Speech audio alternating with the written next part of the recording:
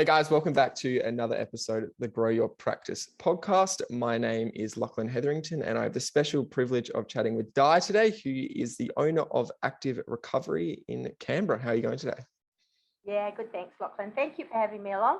That's all good. I've been looking forward to all week. But now, can I ask you a couple of introduction questions before we get started? Sure. Yeah. Okay. Who inspires you? I think as far as inspiration is concerned, I think it changes all of the time. So for me at the moment, I think there's three groups of people that inspire me. The first one comes from, I guess, this kind of journey that I've been on in recent years. I love the word journey, don't you? Yeah. In recent years of leadership, and just that has now, as you know, we may talk about, it's really transformed my life and transformed my practice and transformed just about everything about me, actually. But the people that lead that, I think, and you know, there's amazing people around. That was, I think, part of what really got me thinking differently were the people that are involved in the whole philosophy behind leadership. It's around us everywhere. I love Brené Brown. Like, she is just my, you know, she's the bomb as far as I'm concerned. She speaks her truth. I could listen to her all day. Simon Sinek, I think, in, you know, knowing your why, understanding your purpose, was probably the reason that led me to leadership in the first place, actually, just coming across his podcasts and stuff like that. I think professionally, the people that inspire me are the people that are doing the research and leading the evidence. Every day, I'm so grateful for them. They have transformed my professional life. I wouldn't be sitting here now, I don't think. I might have become quite disillusioned. So I'm always grateful to them. And the final people really are the graduates that are coming through, and how amazing they are. And you know, I haven't been on LinkedIn for very long, or been very, I think, engaged in the wider community, professional community for a while, and it has been amazing. You know, I mean, we employ recent graduates in our practice, and every day it just gives me a thrill to be able to mentor them and to see what the future holds for us. It does inspire me, fills me with optimism. Wow. Okay, nice. What was your dream occupation growing up? Well, when I grew up, there weren't the number of occupations that are around today. I mean, you could be anything. Like, you know, I think about, oh my God, you know, you go to uni and you open the manual and you think, oh, what do I want to be? I don't know how you choose. But effectively, there were just the, you know, the usual teaching, nursing, all of that kind of thing. I think I moved between all of those. I know my family's structure, certainly I was the first one in my family ever to do a tertiary education. So a lot of my particularly female role models had been secretary, things like that. So I thought maybe that was what I was going to be, you know, so because that's where my modelling came from. Wow. Okay. What's your main hobby currently? Oh, yeah. If you could feel my body right now. So I've about 5 years ago, I rediscovered my tennis racket and started playing social tennis. And when I picked up that racket, I actually thought to myself, why have I not picked this racket up for nearly 20 years? Well, I know why. I was running a business and having 4 children and trying to manage all of that. And I picked that racket up and I started hitting that ball. And oh my God, I thought to myself, if only I had picked this racket up and hit that ball, I think I would have been a much better person. So now I think, to be honest, Lachlan, it's turned into a bit of an obsession. And so effectively I am playing about 4 or 5 times a week. I'm 57. I thought I couldn't get any better, but I've actually now convinced myself that I think I can. And so I'm going to have a bash at it, but my body's not loving me. Yeah. So that's what I'm doing a lot of. Yeah. Are you very competitive? But that's been part of the problem. I never felt like I was good enough to be competitive. Yeah. Okay. Yeah. But I think one of the things that happens, I think that might be changing. I Yeah, don't know whether I like it. Yeah. I'm not sure that I like it. I'm not sure I like the personal pressure. Yeah. You know what I mean? Of having Yeah. to actually go out there and perform. I've always Yeah. thought it's quite good to go and just have a bit of fun. Yeah. You know? But anyway, we'll see what happens. I think I've been using the word lately, potential. Yes. Okay. All right. Yeah. Right. We'll see what happens. Yes. Yeah. And what is the dream location to travel to?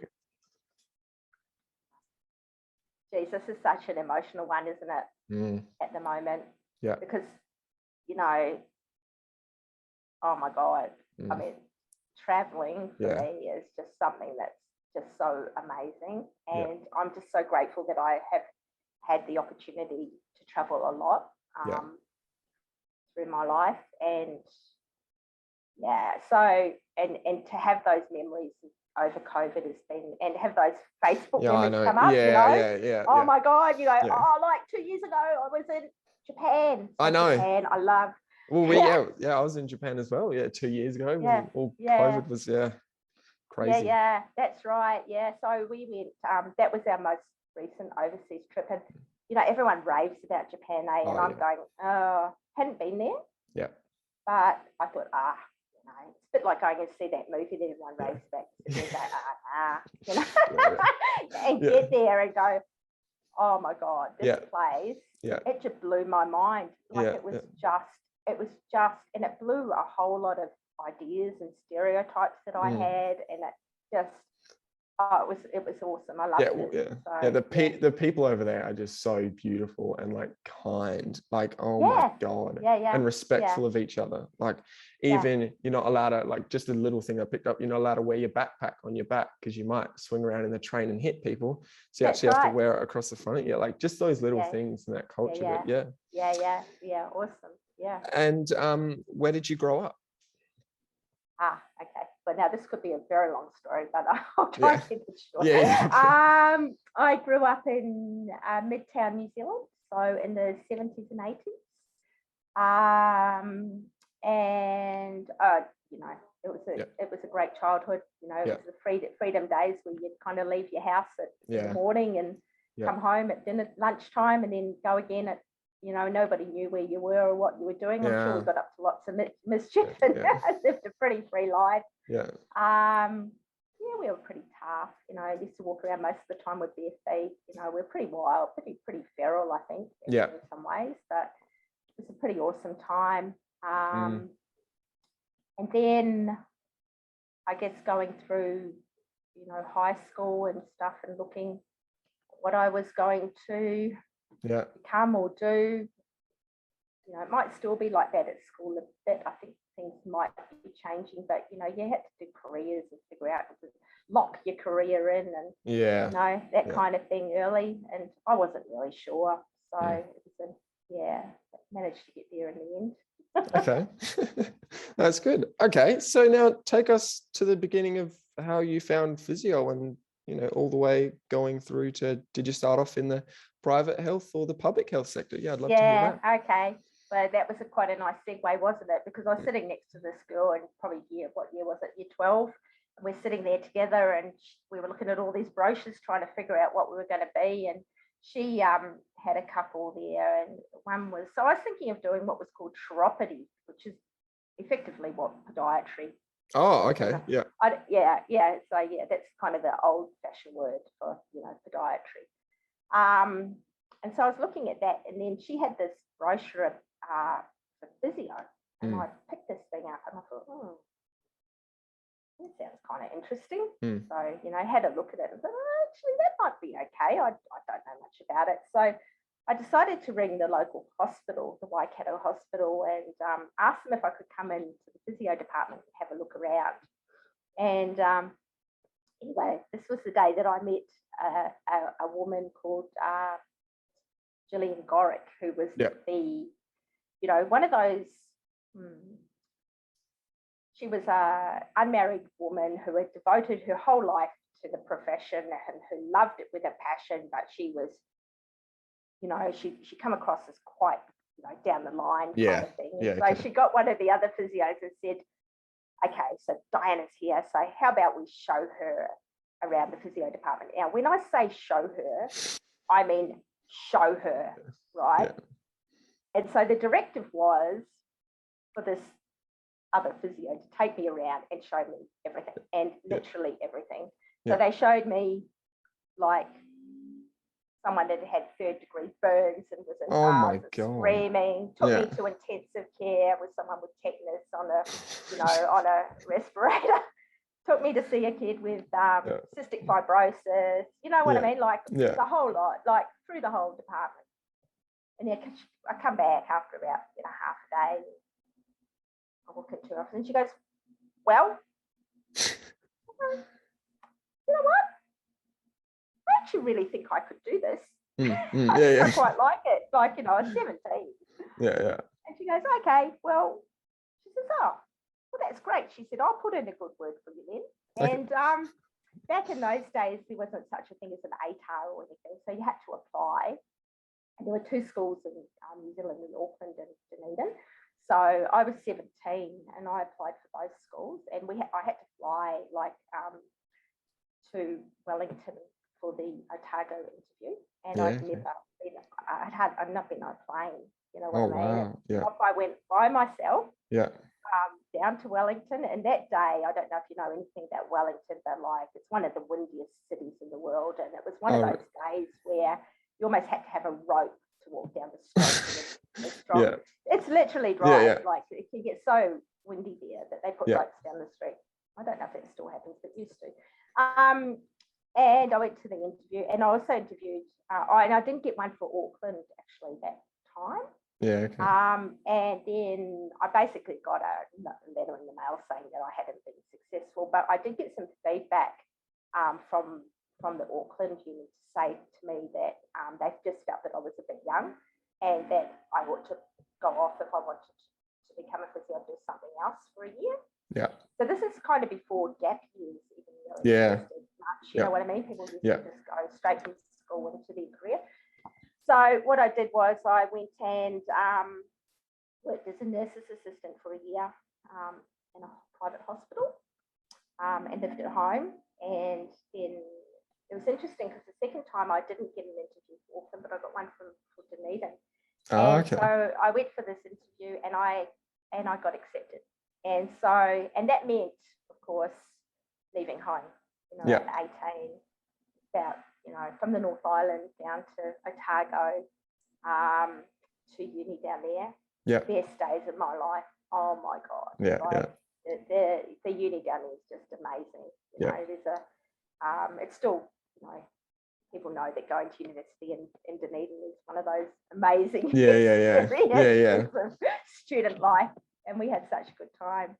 How much should I tell you, Lachlan? Because actually I wasn't really a very good student.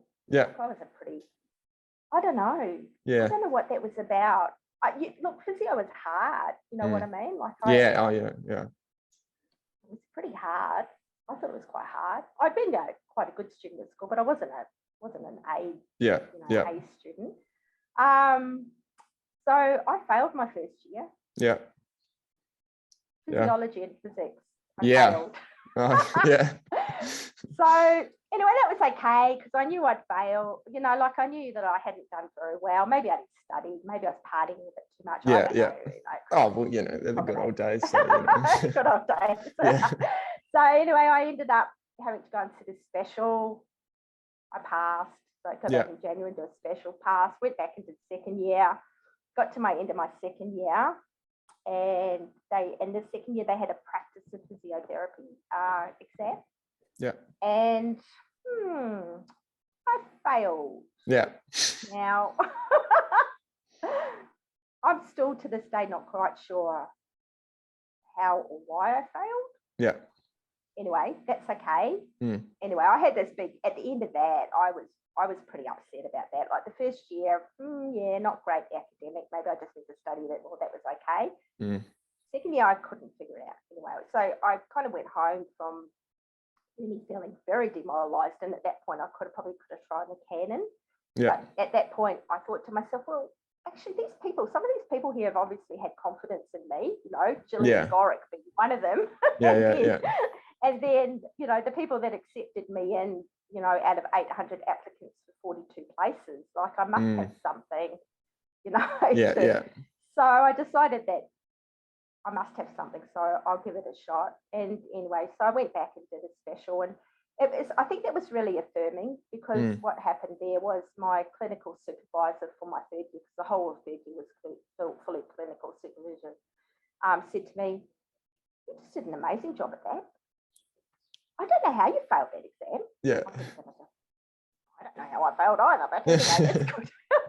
So once again, she had confidence in me. Do you know what I mean? So effectively, I sailed through that third year and came out, graduated, went back to Dunedin thinking I could relive my student days, but that was never going to happen, having been away.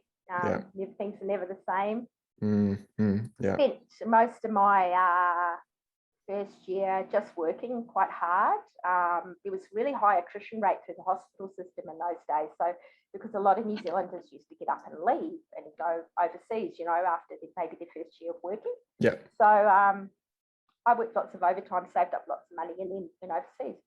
And went to the UK. Oh, okay. Wow. Lived there for 2 years, like a lot of that OE thing. Went with my best friend who's a physio as well. We travelled. We worked to travel.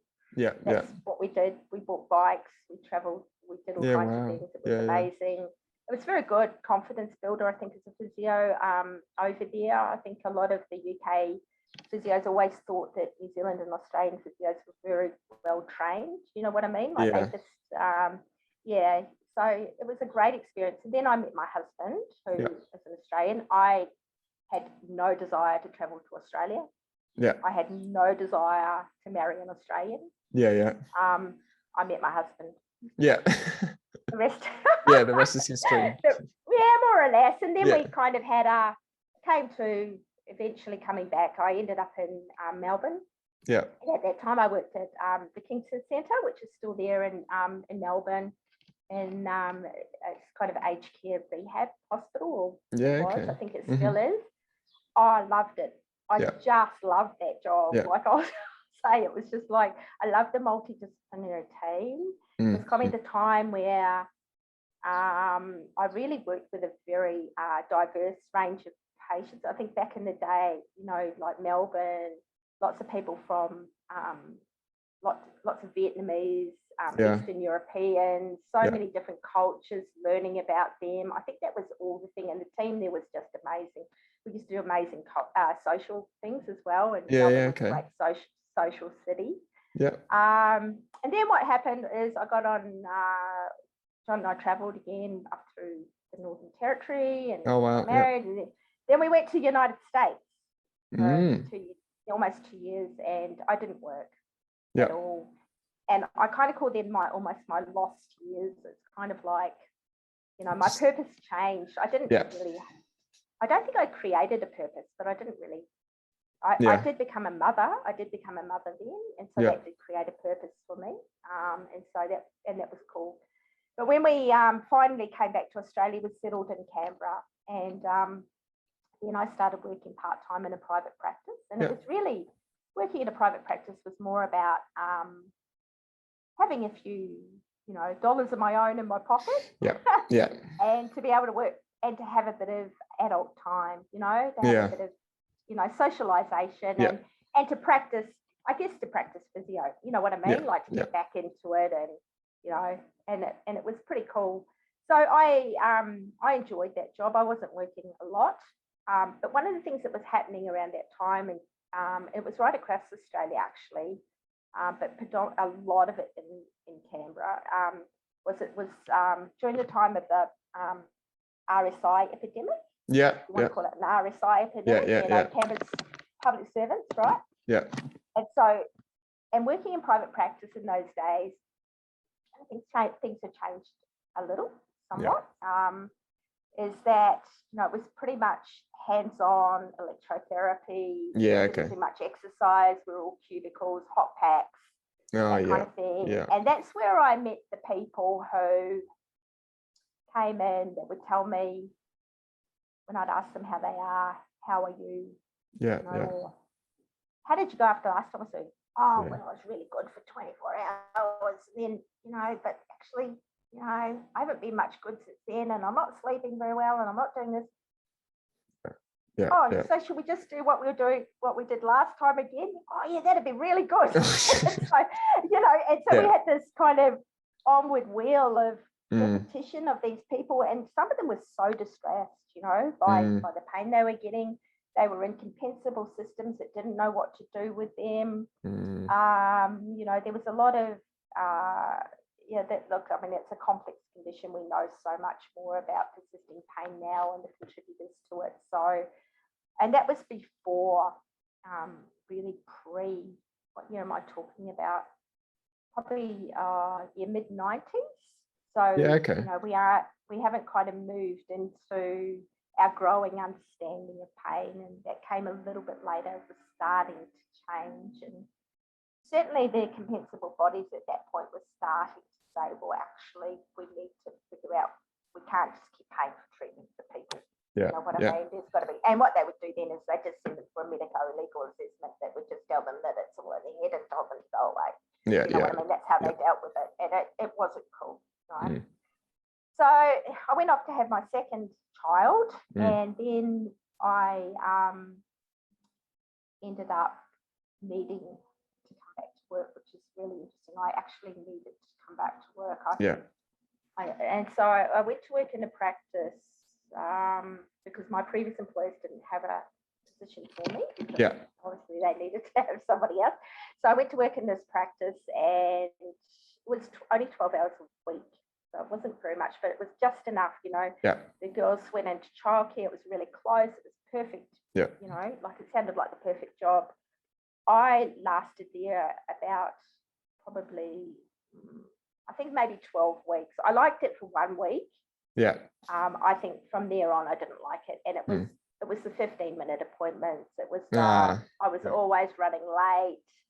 I didn't feel like I could listen to anybody. I couldn't help them. I just felt like I was under constant stress and pressure. And I just decided it just didn't fit for me. You know what I mean? And I actually resigned, and the practice owner was really upset about it. But I just knew it wasn't for you. Nah, I just couldn't do it. So anyway, I went back to my previous employers and said, actually, how about I create a position for myself? How about, and I'd be looking around. So I said, how about we do some hydrotherapy? And, and let's have a look at that. And look, I didn't know much about aquatic stuff in those days. But what I did was, all those people that were lying around on the bed going, oh my God, I'm getting better. Well, a few of them actually agreed that they'd come into the pool with me. And so we got in, I went and did a whole lot of aquatic courses, like all over Australia. Got to know this amazing bunch of people. A lot of them are still quite good friends today. And I think, and you know what? Some of them started getting better. Like, oh my God. I'm feeling better. I'm sleeping better. I'm, and some of them just go, oh, well, actually, I'm just feeling a bit better. My pain's not much. My pain's still there, but I'm actually feeling a bit better. Okay, oh, look, there's got to be something to this. And so, I started doing like crude outcome measures myself, visual analog scales and stuff to try and figure out what was going on. Oopsie. And anyway, so that was pretty interesting. So look, that progressed from there. Really, I ended up parting ways with my employer and going out working and starting my own practice. And it was originally, and then it was an aquatic practice effectively. But then I started thinking, geez, there's got to be more to this. You know what I mean? Like just sticking people in the pool, and then they'd go off to the gym and do some generic like personal training exercises. And I was thinking, actually, and then that wasn't transferring into people like their function. You know what I mean? Like they wouldn't be able to transfer, particularly in the workers' comp thing. I'm thinking, actually, this needs to be, there's something more here. So after a couple of years, I actually was just walking past a rehab provider door who I knew quite well. She had a really good reputation in Canberra. She ran a really good business, and she's really well. And I just knocked on her door and said, "Oh, I was just wondering, you might not know who I am, but are you would you like to, I've got this idea, would you like to have a chat?" And so we did. We sat down and had a talk for about an hour, and she goes, "Oh my God, that's just what we need. We just haven't got, there's just a gap here where we need to do something different to try to help these people get back to work." And she said, "I'm really interested." And so what we did over the next 6 months or so is that we actually put together kind of what is now the beginnings of what active recovery is. Back in the day, it was called Ergo Gym. I mean, we've taken the gym out of the name now. So back, and this was in 2004. And so 2004, around those mid-2000s, there were just all kinds of things going on. There was building level of understanding of pain. The Lorimer Mosleys and David Butlers came to the fore. There was a whole lot of stuff. The compensable bodies were wanting more evidence and support for treatments. Everything that, and it just so cohedes so nicely because we wanted to be able to demonstrate that what we were doing was really making a difference. So that was kind of the driver, and it's just moved forward from there, really. I mean, it's been a really exciting time to own a practice and move with the evidence. Really feel like every day you can come to work and contribute something, and that now I'm not in that cycle of people coming in. That those people are still around. But it's so full of hope and opportunity because we've got so many things that we can do. To help people, which is what keeps me here. And I suppose the thing now that keeps me here too is my understanding and I guess deeper connection to that and helping others be able to do that. To be able to have that, to get that feeling from coming to work, feeling like you're not just doing this. Continuing. Do you get what I mean? Exactly. So that's my story. Okay. No, that's really interesting. So obviously you've been working. How old is Active Recovery? Obviously since 2004. So how many years is that? 17 years. We rebranded about 6 years ago or 7 years ago. My business partner James Olsen, he's amazing. He's right across the pain staff. Does lots of teaching and it's also been. I've been really, really, so many fortunate things. I've been in 2 business partnerships. They are not easy, It's like a marriage. Oh yes. I call James he's my work husband, right? And we actually spend more time together than we do with our actual spouses. So you've got to get this mutual understanding, or there's got to be something, and to have 2 really amazing partnerships where people are so aligned has been pretty amazing, because I've seen just around partnerships just fall apart. And I think effectively it's because they're not based on common values. Joint values or joint purpose. And I can articulate that now. And people will hear me say this right stuff a lot, but I don't think maybe, you asked me maybe 5 years ago or even 4 years ago. I may not have been able to tell you or articulate it. So I think it's been at the root of everything. So are you completely off the tools now? Are you just purely focused on the business? Oh, it's such a good question.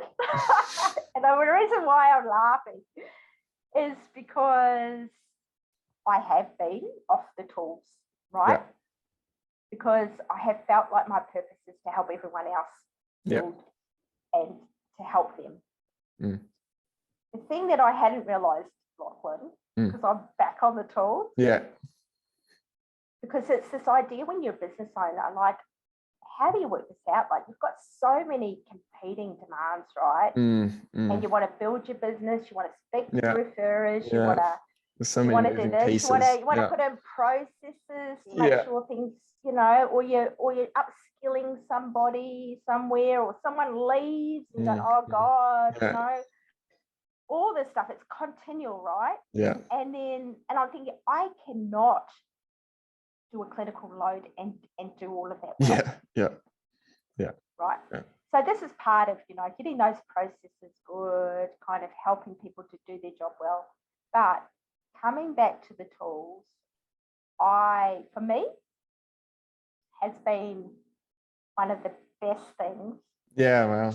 And it's only, like, I've always seen a couple of patients, you know, like friend, you know, family, you know. Yeah. You know what I mean? Yeah. But actually coming back and seeing the real, and even the real tricky ones. Yeah. There's a couple of reasons why that's good. Is it's been really good for me to come back to why I do this. Yeah. And why this place exists. Yeah, for sure. For me to remember that, it brings you back to the core of why you're doing what you're doing. Yeah. I think a lot of business owners are very busy trying, and I've done it. It's been me. I've been trying to move myself out of business. I know. Yeah. Right? Yeah. Well, it's funny because as soon as you start a practice up, you're actually a business owner. You're not, you know, you're complete. Yeah, your whole goal is to get off the tools, but then you find a lot of people that just like, oh, I actually love being on the tools and miss it. Then, as you said, you've put yourself back in the day to day.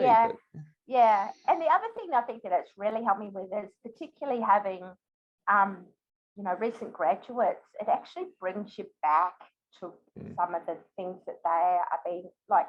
You do know, but until you come back and do it again, and you meet the difficult personality or, you know, something like that, you kind of forget what your staff are actually needing to manage. You know what I mean? And so, and I think that there is a really big risk of there becoming a really big gap between where you sit as a practice owner because you're so far removed. You see this in academic stuff as well, you know, where people become academics and are not clinicians. Is that the longer that you're away from it, or the more removed you are from it, the less that you kind of connect with that, you know, with some of the challenges or opportunities. It actually helps me to actually mentor better. And it doesn't mean to say, oh, I've got a full list. Like, I might see, you know, half a dozen patients. You know what I mean? Yeah. But it's been good. Okay. Yeah. And now we've spoken before, but you're doing a bit of coaching on the side. So what was the whole spark and inspiration behind that? Well, I think this comes back to the leadership stuff. I think it's a bit like the tennis racket thing. So I go, I wish I'd picked that tennis racket up. Well, once I came to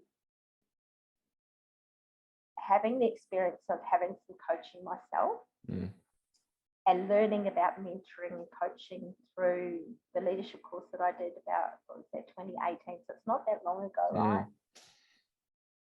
I thought, oh my goodness, if I had just had somebody, I always had a business partner, so that's been helpful. I've kind of had a coach, you know what I mean? But sometimes, and in fact, sometimes it's actually quite good to have someone outside of the profession. So it can be useful to have people, if you don't have someone within the profession. Often we'll find people anyway. That we will go for dinner with or have a chat with or whatever. But to actually be able to have somebody who's not going to have their judgy hat on. That's just going to listen. And help you to work out what's going on. And tell you how it is. And sometimes you can tell, but sometimes it's better for people. That's the same with patients. It's better for them to help them to figure it out themselves. You know what I mean? So, because usually you'll find that most people have the answer, they just can't see where it is. And so that's probably the secret, if there's a secret. It's not really a secret, to coaching and mentoring. So I'm finding that opportunity now amazing. I love, as you can tell, I haven't been talking yet, have I? It's actually interesting because when you coach and mentor, you don't talk. Just sit and listen. You listen. And so it's a bit of a personal growth thing for me too, because I need to keep learning how to listen, right? We all need to keep listening, right? Which comes back to one of our core values at Active Recovery, which is we care, we listen, and we empower, right? So we talk about those as being the fundamental, core. And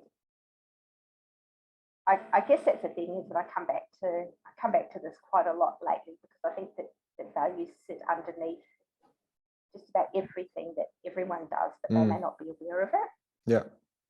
And to be able to articulate that, and to be able to maybe even show that or visualize that in the way that you talk, the way that you look, maybe your website or your uniform. I talk about, Lachlan, should I get on to, how I need to use this word because I can't pronounce it, but how homogenous everything looks, right? You know what I mean? And how your values can actually be used as your point of difference.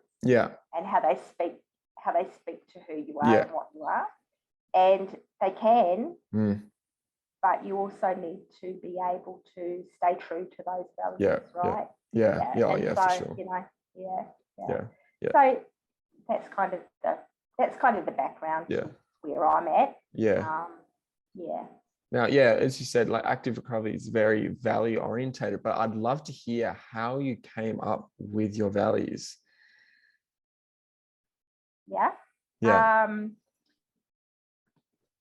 So again, it's kind of like most of the things that happen. So you've heard my story, right? It's an evolving situation. You don't all of a sudden go, I know. Okay, I'm going to get a book.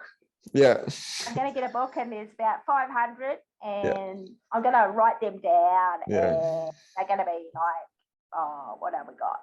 Integrity. What are the innovation? You can think, honest. I don't know, honesty. I don't know, whatever. And a lot of people do that, right? The idea of values, first of all, is you need to, as a business owner, I think you need to know yourself, what's important to you. There's a bit of introspection that goes on here, and a bit of reflective stuff. So know yourself first. Know what you want from your business and what's important to you. And then bring your team along with you. And so it's basically a team effort, because you can go and dictate stuff. Oh, I've done that. Don't you worry. To talk about dictatorships, I'm good at running one of those, right? Done that one. Doesn't feel good, actually. But then if you can get, I guess, everyone together and find out why you come to work, what your purpose is. Look, it's taken us a while to articulate it, actually, and we've changed a few times. Our purpose right now is to discover what's possible. Creates that idea of potential and opportunity in people, but it's not just for the people that come and see us. It's for all of us. It's for everybody, and it's in the language we use. Our workers' comp people, when we're talking to insurers, okay, let's all work together to discover what's possible for this person. It's such an amazing thing to be able to articulate that. But when you bring your team together and you can find these values and define them, and then integrate them, yes, you can put them on your website. It's good. But how do they come into your language? How do they help you to do your everyday work? So and then that becomes fully integrated. So it does need to be a team thing. Yeah. Okay. Yeah. They need to feel comfortable. Yeah. Okay. I'd love to hear how your hiring process is, and trying to find graduates or physios that align with those values. I'd love to hear that. Yeah. So that's something that else that's changed quite a lot. When we advertise, we actually ask people about that, like ask them to write a cover letter. Yeah. Okay. What your values are. So, or what's important to you. Okay. You know what it means. So they actually get it's very interesting, because the recent grads that come and actually that apply for the job, and will say to us, actually, the reason why I applied for this job is because your advertisement captured what I feel is important to me. Yeah. As soon as somebody says that, you think, oh my God, you're quite likely. I mean, there's all the other things that you need to interview for, and they may not. But if there's an alignment in that and they connect with those values, either, certainly from the first off, from the original communication, but definitely when you get to the interview. And you ask them, what attracted you to this position, and they go, oh, it just looked different. You know what I mean? Okay. And I could just see this as a place that I'd really like to work, and I want to know more. You know what I mean? And when they say that, you already know there's an alignment there. Yeah. Okay, interesting. That's changed a lot. Yeah. Okay. Now, I would love to hear how, like, if you had to start your practice all over again, if there was one thing that you could do differently, what would that be? Ooh. One thing. Gosh. Yeah. Oh, that's too hard. Yeah. I don't know if you can. Look, I don't know. I don't know if you can. Oh, you can give me. Yeah. I think you. What would I do differently? I don't know if I would have done anything differently. Yeah. Okay. I think everyone's got to ride out their own journey. For sure. I think the only thing that I say, and look, I'm not sure about it. I mean, it's fine for me as a kind of an experienced person to be sitting here and pontificating about all of this stuff. But I think what we're all doing is that we're all cruising our own way, and we need to find out through experience a lot of the time. You know what I mean? And you need. I guess the thing that I'd say is, and it's not about doing anything differently. I think the thing that I would say is to stay curious. Yeah. And to stay excited. Yeah. And if you stay curious and you stay excited, it comes back to that keep evolving. Yeah. And this is the problem, because a lot of us get really tired. We get burnt out. Like, you know what I mean? There's so many things. But if you can find that curiosity and that excitement, that would be my main thing. And I'm a big believer in recreating yourself. I mean, I think I've been quite fortunate in the profession to actually recreate myself, and I've met some amazing people through this physio, and I see the attrition rate at being at 5 years. Yeah. And I'm going, oh, that's really sad. Yeah. You know what I mean? Because it's got so much to offer. There are amazing people in this profession. It's an amazing profession. It's been very good to me. Yeah. It offers you, I mean, my leadership journey really started probably through volunteering for APA committees. I mean, so much personal growth to be gained if you just put your foot out and put your foot in the water and try some stuff, right? Yeah. And it doesn't take that much time. There's so much growth and opportunity in that. Yeah. Wow. Okay. Interesting. I'd say to people, give it a go. You know what I mean? Yeah. Because have a crack. Yeah. There's amazing people around. Yeah. And beyond, by the way. Yeah. And I think we need to start. I guess that's where I will finish, because we're probably well out of time. But I think where I finish is that we need to start looking well beyond our own profession and look to the outside world. I think we're possibly a little bit too internal looking. Yeah. Okay. Yeah. Awesome. Around us. Well, thanks, Di. It's been awesome having a chat. That's your journey sounds very, very interesting. And I'd love sort of what you've been up to with your practice. And we've had a lot of chats, and it's been awesome. Thanks for the opportunity, Lachlan. It's been really amazing. That's all good. Thanks, guys, for tuning into another episode. We'll be coming out with more soon. Cheers.